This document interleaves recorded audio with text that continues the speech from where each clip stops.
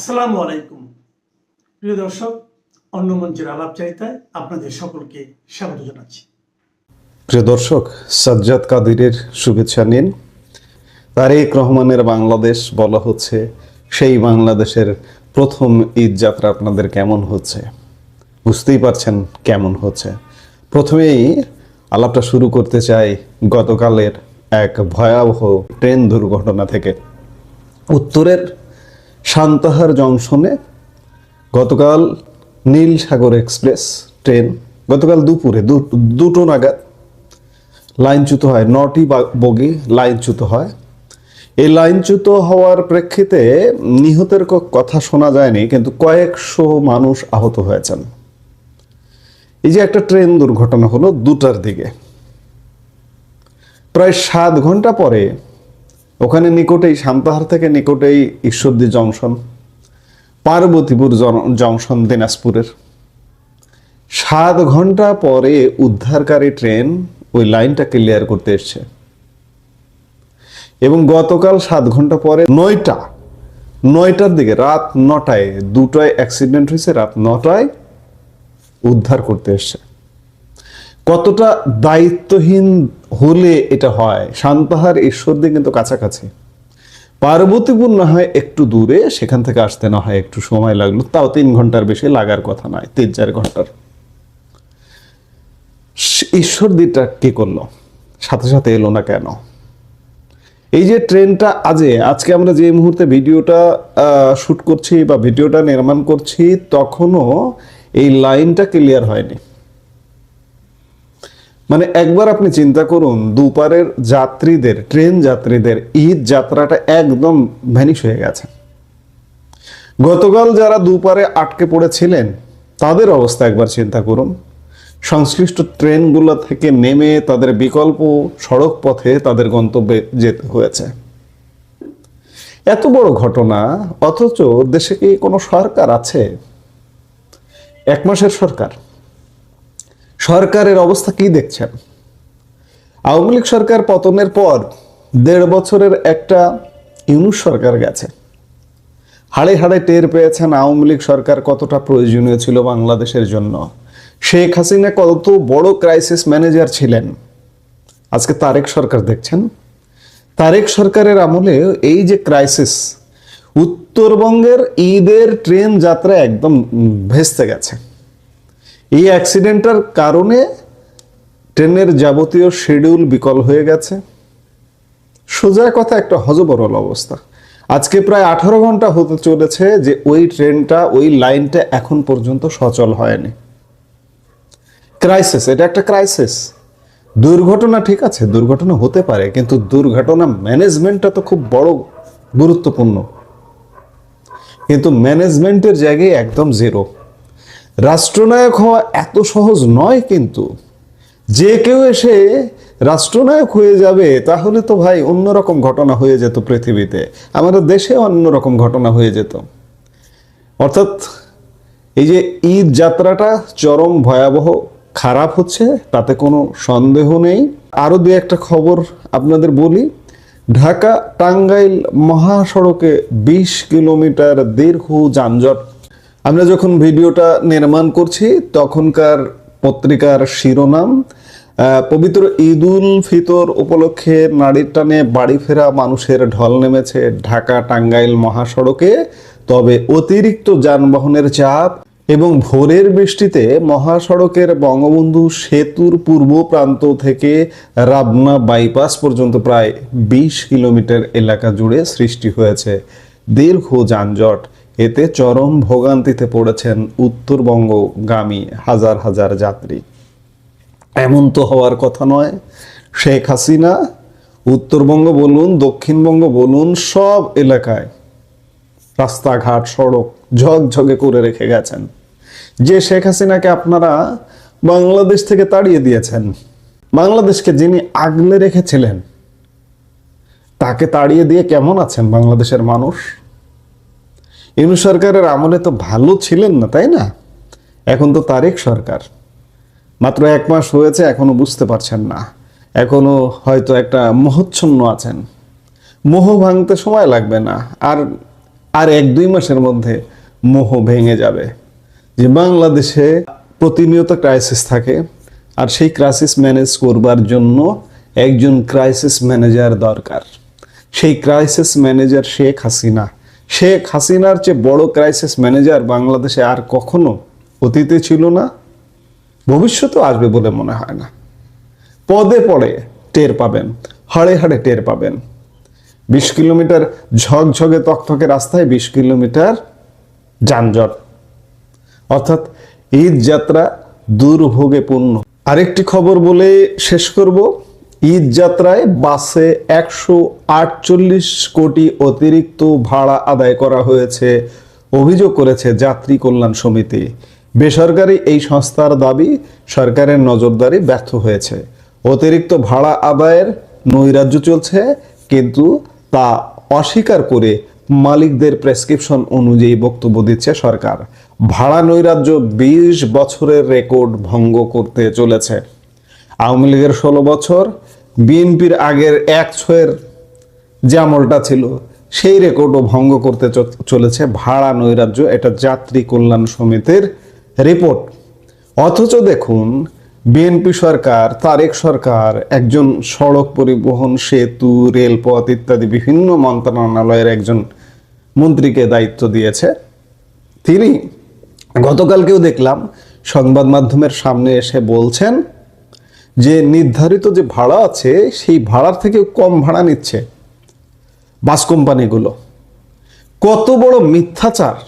আপনি হাজার হাজার ইন্টারভিউ দেখবেন অনলাইনে যে ভাড়া 500 টাকা, 2000 টাকা ভাড়া দিয়ে গন্তব্যে যেতে হচ্ছে, ভাড়া 200 টাকা, ভাড়া দিতে হচ্ছে 800 টাকা। অথচ এই যে তারেক রহমানের একজন মন্ত্রী, কি যেন নাম এখনো মগজে সুস্পষ্টভাবে আসেনি, মুখস্থ হয়ে যায়নি, তিনি বলছেন, তিনি শোডাউন করছেন, যাত্রীদের খোঁজখবর নিচ্ছেন, ক্যামেরা নিয়ে বাসে যায় উঠছেন ইত্যাদি দৃশ্য দেখা যায় এবং মিথ্যাচার করছেন। আপনি রাতারাতি 1 মাসের মধ্যে একটা স্বর্গীয় বাংলাদেশে চলে এসেছেন যে যা ভাড়া তার থেকে কম ভাড়া নিচ্ছে। বাংলাদেশের মানুষ বুঝতে পারবেন, সামনের দিনগুলোতে আরো বেশি বেশি করে বুঝতে পারবেন। কারণ দেশে এত সমস্যা, এই যে 1 মাসের মূল্যায়ন করা হচ্ছে তারেক সরকারের, মূলত যে সমস্যাগুলা অর্থনীতি, বেকারত্ব, কর্মসংস্থান, এইসব দিয়ে কিন্তু 1 মাসে আমরা কোনো ধরনের কোনো পদক্ষেপ দেখিনি। উল্টো খাল খনন, হ্যাঁ খাল খননটা আমাদের খুব ইম্পর্টেন্ট জিনিস, আমাদের নদী নালা ভরাট হয়ে গেছে, সেগুলো উদ্ধার করাটা খুব গুরুত্বপূর্ণ। কিন্তু তার চেয়েও গুরুত্বপূর্ণ আপনার পেটের সংস্থান করা, আপনার খাবারের সংস্থান করা। আমরা কিন্তু গত 1 মাসে কিছুই দেখিনি বিধায় আগামী কয়েকদিনের মধ্যে, আগামী 2-1 মাসের মধ্যে ইউনূসের যে অবস্থা, ইউনূসের সময় প্রতি মুহূর্তে যেমন খেয়াল করেছেন, মনে করেছেন, স্মরণ করেছেন যে আমরা আগেই ভালো ছিলাম, আগামী 2-3 মাসের মধ্যে এটি টের পাবেন, এতে কোনো সন্দেহ নাই। মানে আমি মনে করছি যে ঈদ পরবর্তী সময় থেকেই আপনারা বুঝতে পারবেন। তারেক সরকার শপথ নেওয়ার সাথে সাথে পবিত্র রমজান মাস এসে গেছে। বাংলাদেশের মানুষ ধর্মভীরু, ধর্মকর্মে ব্যস্ত থাকে, বৈশ্বিক বিষয়ে কি হচ্ছে না হচ্ছে এত খোঁজ রাখে না, ব্যস্ত আছে বা ব্যস্ত ছিল। এখন পর্যন্ত আমরা রোজার প্রায় শেষ দিকে চলে এসেছি, আগামীকাল বা পরশু ঈদ হবে, যার কারণে আমরা এখনো বুঝতে পারিনি। কিন্তু অল্প কয়েকদিনের মধ্যে বুঝতে পারবো যে বাংলাদেশে কতটা দুর্ভোগে ভরপুর হয়ে গেছে, কতটা ক্রাইসিসের মধ্যে আমরা পড়ে গেছি। এবং এই ক্রাইসিসের যদি ম্যানেজার না থাকে, এই যে গতকালকের ট্রেন দুর্ঘটনা, এটা যদি আওয়ামী লীগ সরকার থাকতো বা শেখ হাসিনা থাকতো, পুরো একটা কন্ট্রোল রুম খুলে বসে থাকতো যে কি হচ্ছে, প্রতিনিয়ত আপডেট অবস্থা জানার জন্য প্রতিনিয়ত শেখ হাসিনা খোঁজ রাখতেন। প্রধানমন্ত্রী তারেক রহমান সেখানকার ডিসি এসপির সঙ্গে কথা বলেছেন, এতটুকুই। কিন্তু এই যে রেলপথ মন্ত্রীর কোনো হ্যাতস্যাত নেই, আমরা দেখিনি। ক্রাইসিস আসবে প্রতিনিয়ত, আমরা ক্রাইসিসের মধ্যেই থাকি এই বাংলাদেশের মানুষ। কিন্তু বারবার বলছি, একজন ক্রাইসিস ম্যানেজার, সেই ক্রাইসিস ম্যানেজার শেখ হাসিনা। শেখ হাসিনার অভাব আপনারা আবারও অনুভব করবেন খুব শীঘ্রই, এতে কোনো সন্দেহ নাই। আমরা এই তথাকথিত মুসলেকা নির্বাচন মানি বা না মানি, মুসলেকা সরকার মানি বা না মানি, এই মুসলেকা সংসদকে মানি বা না মানি, কিন্তু তারা বিরোধী দলে বসে আছে। কিভাবে দেশটাকে বিদেশিদের কাছে হেয় করে তুললো, এদের তো আসলে লজ্জা নাই, এদের নিয়ে আর কি বলবো। এরা কত বড় বাটপার, একটা এম্বাসিকে তারা ব্ল্যাকমেল করে ফেলে। তা কোন এম্বাসি? যে দেশটা কমিউনিস্ট এবং নাস্তিক দেশ, সেই দেশের এম্বাসিকে তারা ব্ল্যাকমেল করে ফেলেছে।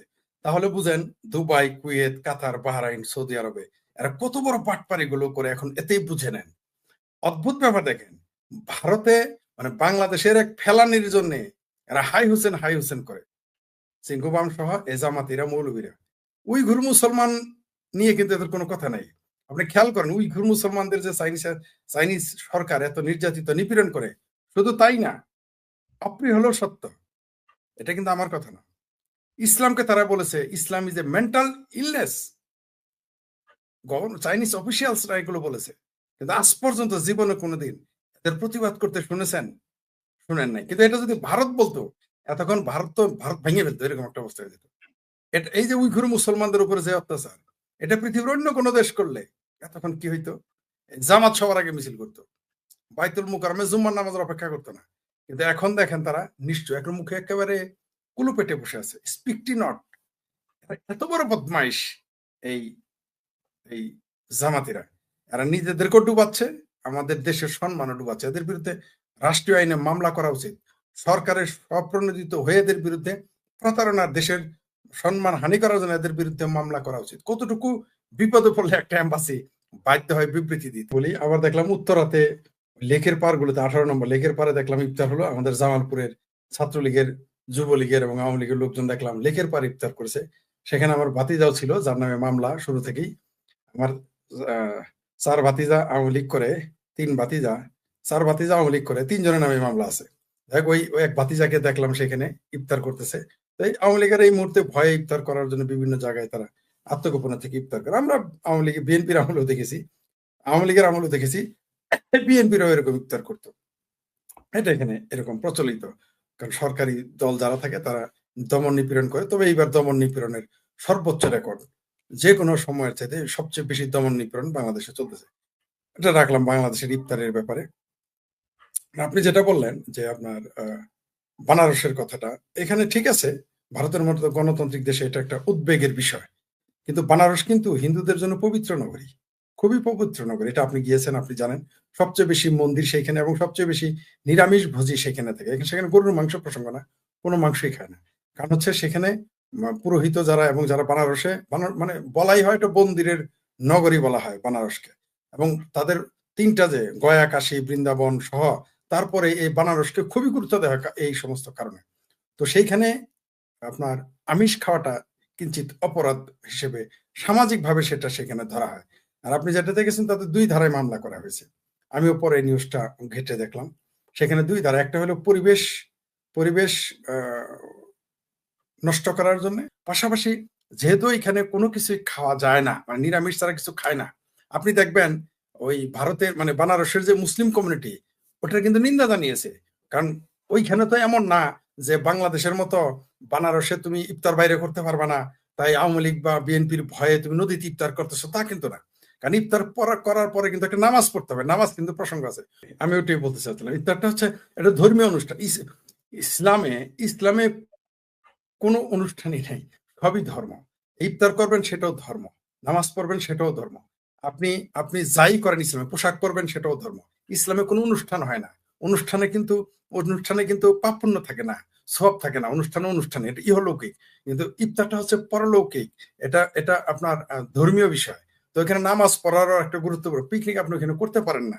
হ্যাঁ, তবে এটা ঠিক যে আমরা, সেটা উদ্বেগের বিষয় যে একটা ধর্মীয় অনুভূতিতে যদি শুধু পরিবেশের কারণে অ্যারেস্ট করতে আমার কিছু বলার ছিল না, ধর্মীয় কারণে অ্যারেস্ট করেছে, এটাও যেহেতু যুক্ত, সেটা উদ্বেগের বিষয়। কিন্তু তাদের উচিত হয় না এখানে যাওয়া।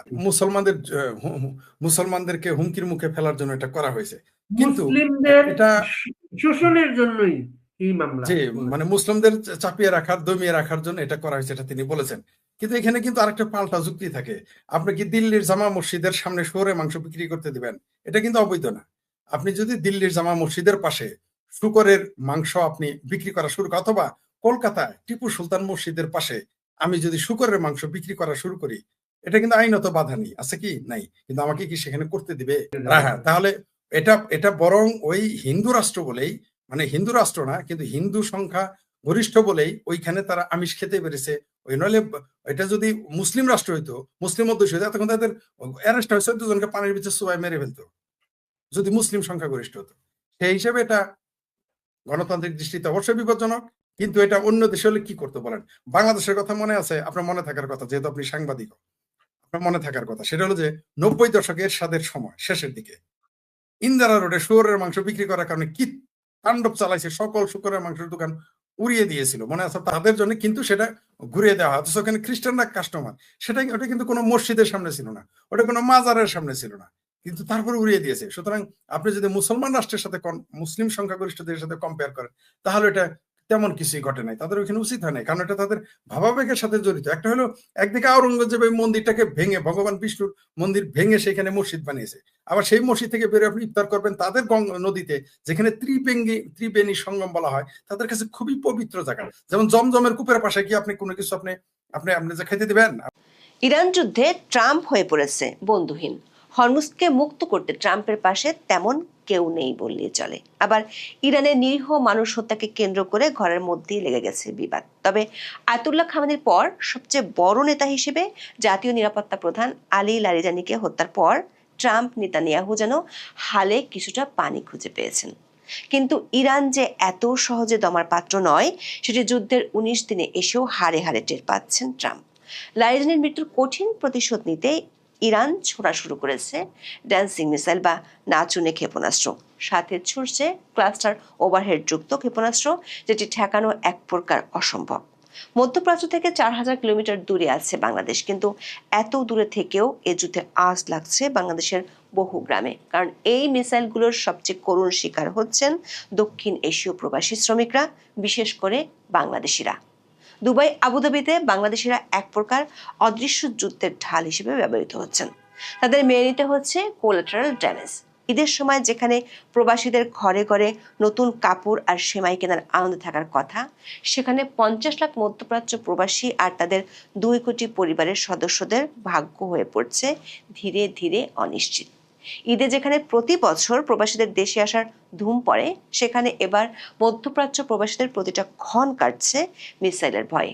সবচেয়ে বড় কথা, বড় রকমের ঝুঁকিতে পড়ে গেছে বাংলাদেশের অর্থনীতির অন্যতম শক্তপ্রাণ মধ্যপ্রাচ্যের শ্রমবাজার। ইরানের ওপর দেশটির নিরীহ মানুষদের ওপর ইসরায়েল ও যুক্তরাষ্ট্রের আক্রমণ শুরু হয়েছে 19 দিন হলো।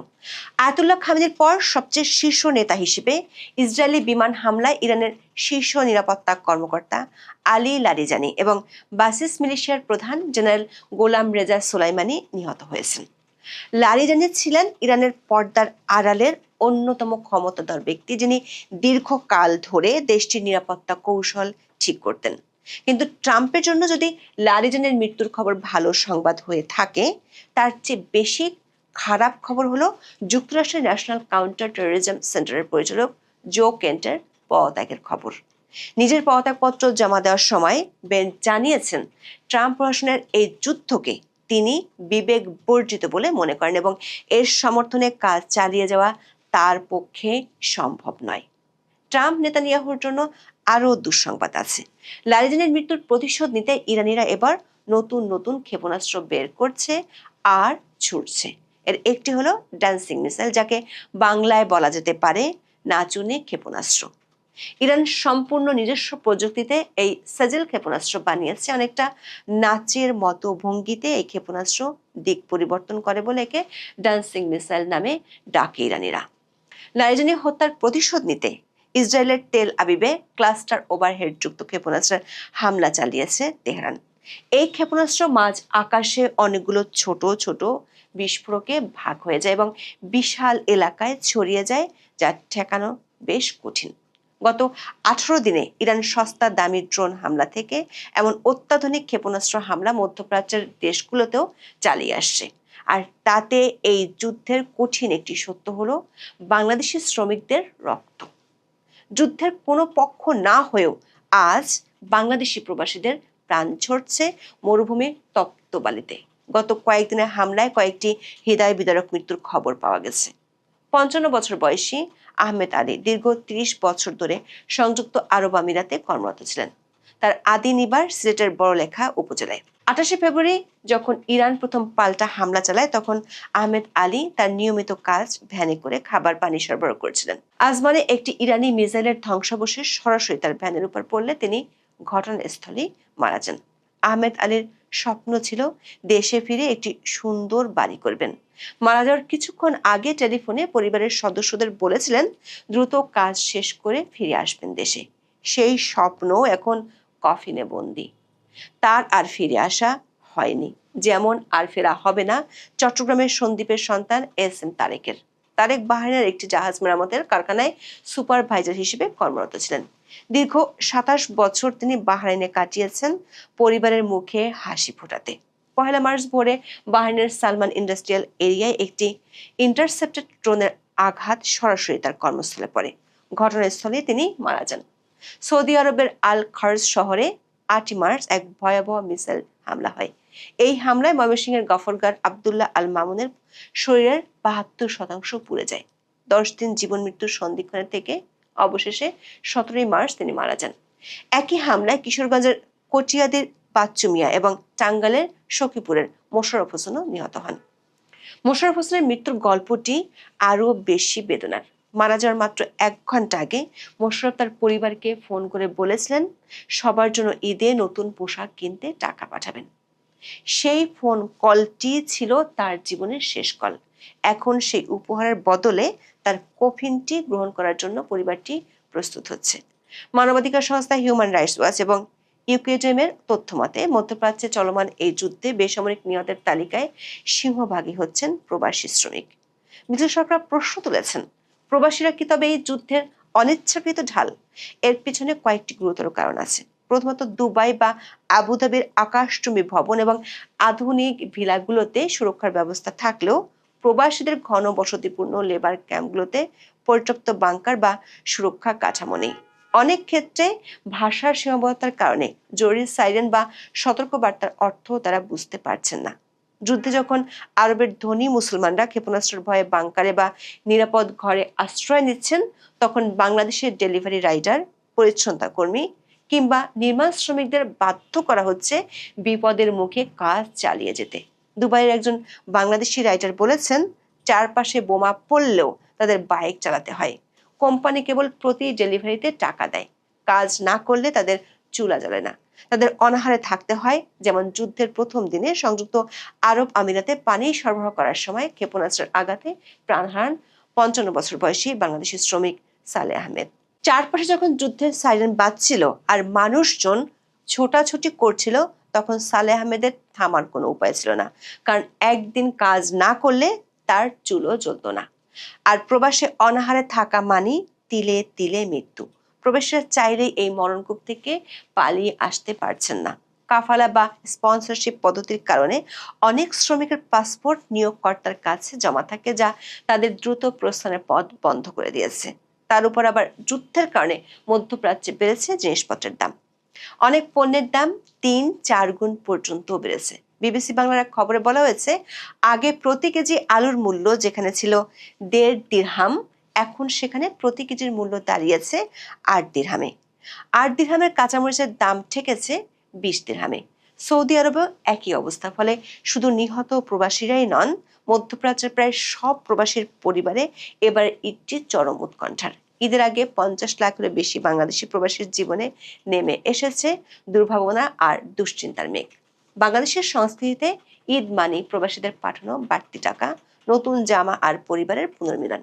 কিন্তু এবারের ঈদ বাংলাদেশি প্রবাসী পরিবারগুলোর জন্য নিরানন্দের এক বার্তা নিয়ে এসেছে। মধ্যপ্রাচ্যের লেবার ক্যাম্পগুলোতে এখন কোনো উৎসবের আমেজ নেই। সেখানে এখন কেবল যুদ্ধের খবর শোনা আর পরিবারের নিরাপত্তার জন্য দোয়া করা ছাড়া আর কিছুই নেই। অনেক প্রবাসী যারা ঈদের ছুটিতে বাড়ি ফেরার পরিকল্পনা করেছিলেন, তারা এখন বিমানবন্দরের ফ্লোরে বসে দিন গুনছেন। তাদের হাতে টাকা নেই, কারণ কোম্পানি বেতন দিচ্ছে না। যারা যুদ্ধে প্রিয়জনকে হারিয়েছেন, তাদের বাড়িতে এবার ঈদের চাঁদ উঠবে না, উঠবে কেবল কান্নার রোল। ইসলামিক রিলিফের প্রধান নির্বাহী ইফতেখার শাহিন বলেছেন, এই যুদ্ধের ফলে বিশ্বের কোটি কোটি মুসলিম পরিবার এক ভয়াবহ ঈদ পালন করতে যাচ্ছে। যেখানে আনন্দ থাকার কথা, সেখানে এখন কেবল শোক আর অনিশ্চয়তা।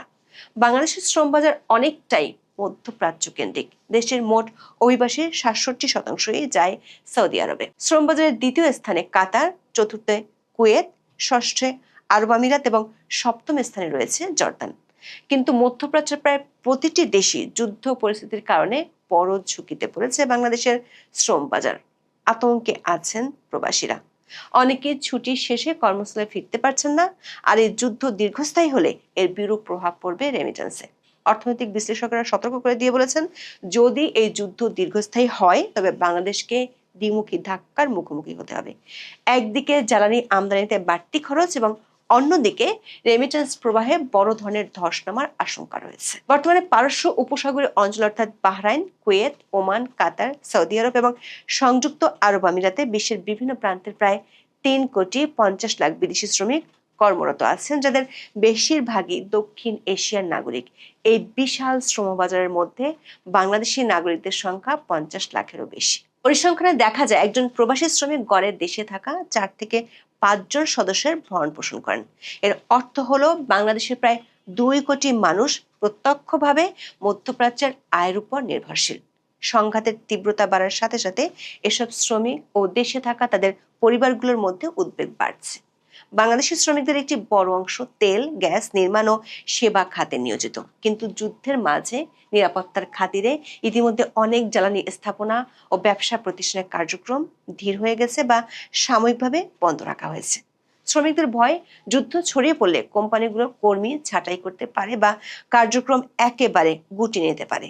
সৌদি আরব, সংযুক্ত আরব আমিরাত, কুয়েত, কাতার এবং বাহরাইনের মতো দেশগুলোতে অবস্থানরত বাংলাদেশি শ্রমিকরা এখন এক ঐতিহাসিক সংকটের মধ্য দিয়ে যাচ্ছে। বিশ্লেষকরা মনে করছেন এটি একটি চতুর্মুখী সংকট। প্রথমত, যুদ্ধের ফলে উপসাগরীয় দেশগুলোর নির্মাণ প্রকল্প এবং পর্যটন শিল্প একেবারেই থমকে গেছে। তার উপর হরমুজ প্রণালী বন্ধ থাকায় কাঁচামালের সরবরাহ বিঘ্নিত হচ্ছে, যার ফলে অনেক কোম্পানি তাদের কাজ বন্ধ রাখতে বাধ্য হচ্ছে। আর বাংলাদেশি শ্রমিকদের একটি বড় অংশ নির্মাণ খাতে কাজ করেন।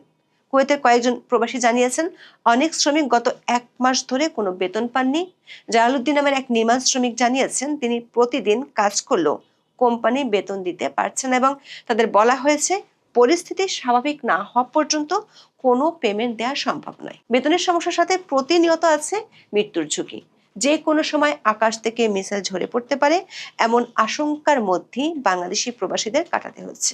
ড্রোনের বিকট শব্দ এবং মিসাইল ধ্বংসের আলো প্রবাসীদের আবাসনগুলোতে এক বিভীষিকাময় পরিবেশ তৈরি করেছে। দর্শক, প্রবাসী বাংলাদেশিরা কেবল আকাশ থেকে পড়া মিসাইলের ধ্বংসাবশেষেরই শিকার হচ্ছেন না, তারা স্থানীয় প্রশাসনের কঠোর নজরদারিতেও আছেন। সংযুক্ত আরব আমিরাত এবং সৌদি আরবের বাংলাদেশি দূতাবাসগুলো প্রবাসীদের সতর্ক করে দিয়েছে যেন তারা যুদ্ধ সংক্রান্ত কোনো ছবি বা ভিডিও সামাজিক যোগাযোগ মাধ্যমে আপলোড না করেন। ইতিমধ্যে বেশ কিছু বাংলাদেশি শ্রমিককে এই অপরাধে আটক করা হয়েছে। আবার যারা যুদ্ধ শুরুর আগে দেশে এসেছিলেন তারা পড়েছেন মহাসংকটে। গত 2 সপ্তাহে ঢাকা এবং চট্টগ্রাম বিমানবন্দর থেকে প্রায় 600টি আন্তর্জাতিক ফ্লাইট বাতিল করা হয়েছে। এর ফলে হাজার হাজার বাংলাদেশি শ্রমিক যারা ছুটিতে দেশে এসেছিলেন তারা আর কাজে যোগ দিতে পারছেন না। তাদের অনেকের ভিসার মেয়াদ শেষ হওয়ার পথে। বিষয়টি তাদের সারা জীবনের উপার্জনকে ঝুঁকির মুখে ফেলে দিয়েছে। অন্যদিকে যারা বিদেশে যুদ্ধের মধ্যে আটকা পড়েছেন তারা বাড়ি ফিরতে পারছেন না। পরিবার পরিজনের সঙ্গে ঈদ করতে প্রতি বছর এই সময় প্রবাসীদের দেশে আসার ধুম পড়ে। বিশেষ করে মধ্যপ্রাচ্য ভিত্তিক দেশগুলোতে থাকা প্রবাসীরা দেশে আসেন বেশি। তবে ইরান ইসরায়েল সংঘাত পরিস্থিতি পাল্টে দিয়েছে। আকাশপথ বন্ধ থাকায় এবার ঈদে প্রবাসীদের দেশে আসা অনিশ্চিত। হযরত শাহজালাল আন্তর্জাতিক বিমানবন্দরের আগমনী টার্মিনালগুলো অনেকটাই ফাঁকা। মালয়েশিয়া, সিঙ্গাপুর ও সৌদি আরবের কয়েকটি শহর থেকে অল্প সংখ্যক প্রবাসী এলেও সেই পরিচিত ভিড় নেই কোথাও। ঈদের 1 সপ্তাহ আগে যেখানে আগমনী টার্মিনালে মানুষের ভিড়ে চলাচলি কঠিন হয়ে পড়তো, সেখানে এখন যেন নীরবতা। নেই ট্রলি নিয়ে দৌড়ঝাঁপ, নেই প্রিয়জনকে বরণ করে নেয়ার উচ্ছ্বাস। ইরান ইসরায়েল যুদ্ধ যেন সবকিছুই বদলে দিয়েছে। দর্শক, 2026 সালের ইরান যুদ্ধ চোখে আঙুল দিয়ে দেখিয়ে দিয়েছে বিশ্ব রাজনীতিতে ছোট দেশগুলোর সাধারণ মানুষের জীবন কতটা সস্তা। আহমেদ আলী বা এস.এম. তারেকের মতো প্রবাসীরা মধ্যপ্রাচ্যে গিয়েছিলেন নিজের ভাগ্য পরিবর্তনের জন্য, কোনো সাম্রাজ্য বিস্তার বা ক্ষমতার লড়াইয়ে অংশ নিতে নয়। কিন্তু আজ তাদের লাশ কফিনে করে দেশে ফিরছে।